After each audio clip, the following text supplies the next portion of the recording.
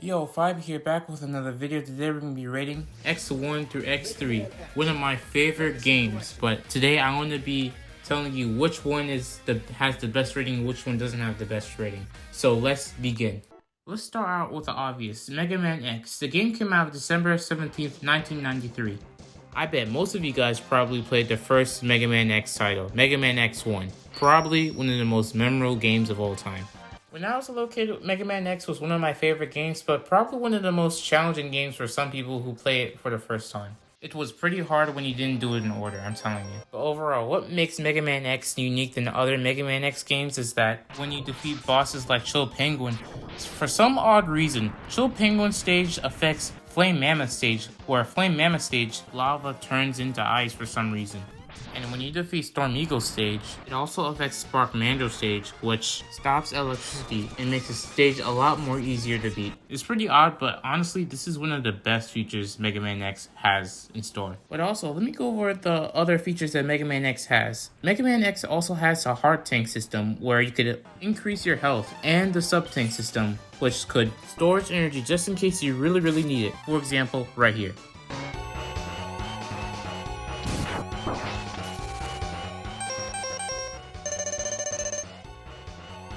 And two more things. And also Dr. Light capsules such as the Dash and another upgrade for Mega Man X, a more upgraded Buster Shot. And also the helmet, but I honestly kind of see is pretty unuseful, honestly, not gonna lie. But the capsules do have very effective parts, such as the body armor, which you could take less damage when you get hit.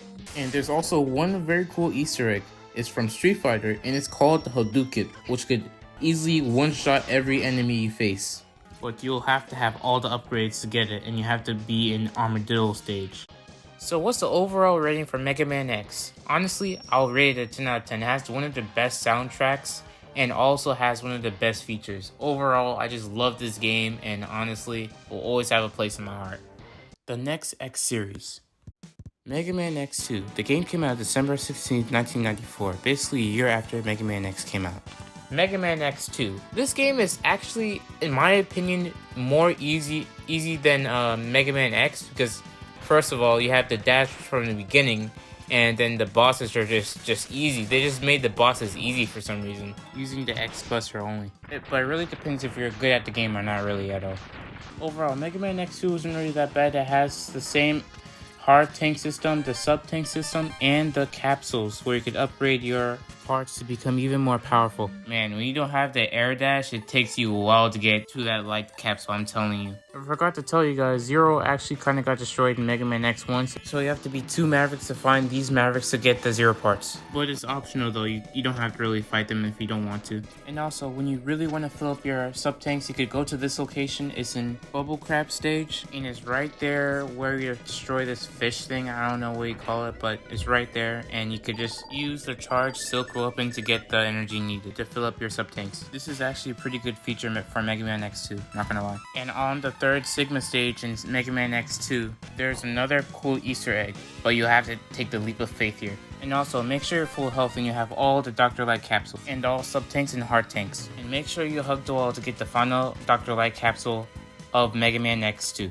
And it's from Street Fighter again, and it's called the Soryuken.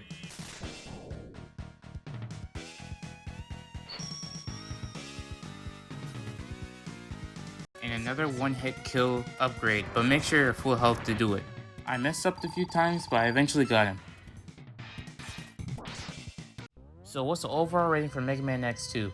Honestly, I like the game and how it feels. I like the music too, and I honestly kind of felt like it was like pretty much the same as Mega Man X, but different. But sadly, you didn't really have the features I wanted, like the feature from Mega Man X where when you defeat a Maverick, the Maverick will affect the other Maverick states. It didn't really have that feature over there, but Mega Man X2 is actually a pretty decent game, and I think if you haven't played the game yet, you should probably try it out and look at it for yourself.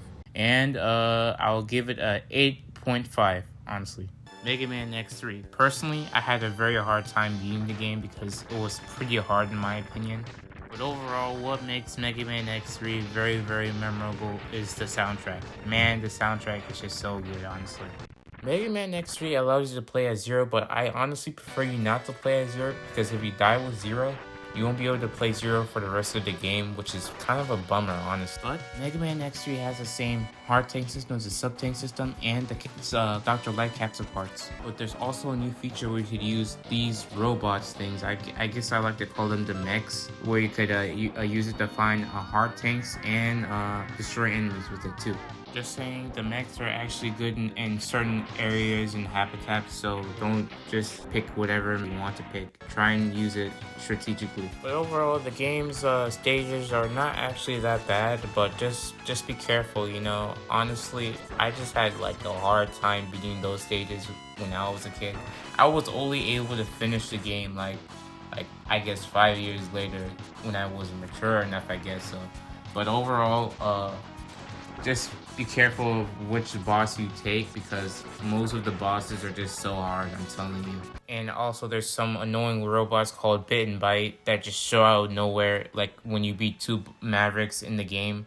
You know, just be careful when you fight them, and make sure you don't die to them. And overall, just make sure you beat all 2 of them before you beat all the Mavericks. Alright, please be able to. And make sure you beat Vile before beating all of the Mavericks. Just trust me on this one. You don't want to fight Vile in the Sigma stages, I'm telling you. It can get very annoying, I'm telling you. And also, when you're trying to fill up your sub-tanks, try and go to Beetle stage and use the ice weapon.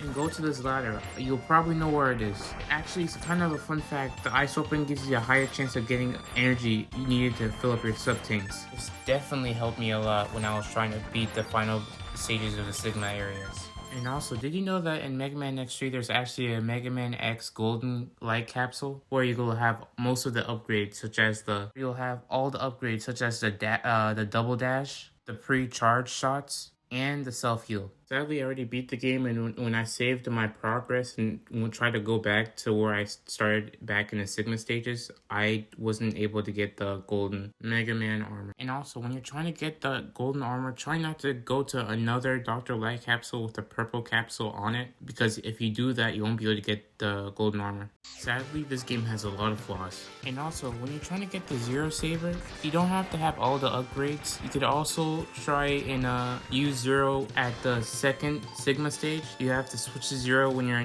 near the boss, and then fight him and make sure you hit him with a Z Saber, and then Zero will be 1 health and Zero will basically give you his Z Saber. And I'm telling you, that Z Saber is basically one of the best things. When you hit the boss with a Z Saber, it basically cuts it down to half health, and it's really good. So what's my overall rating on Mega Man X3? Honestly, it could have been better, honestly. I kind of wish they worked on it a little bit more, but I just don't get how they messed up on that Dr. Light capsules where you're only supposed to pick 1 for each. You know, it's complicated, you know.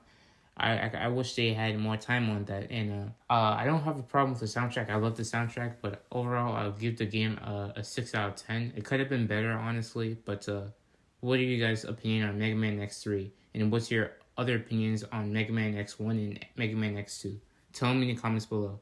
But thanks for watching. And also, please like and subscribe for more videos. The subscribe button and like button will help me a lot. But if you can do that, that'll help me a lot. Thank you so much.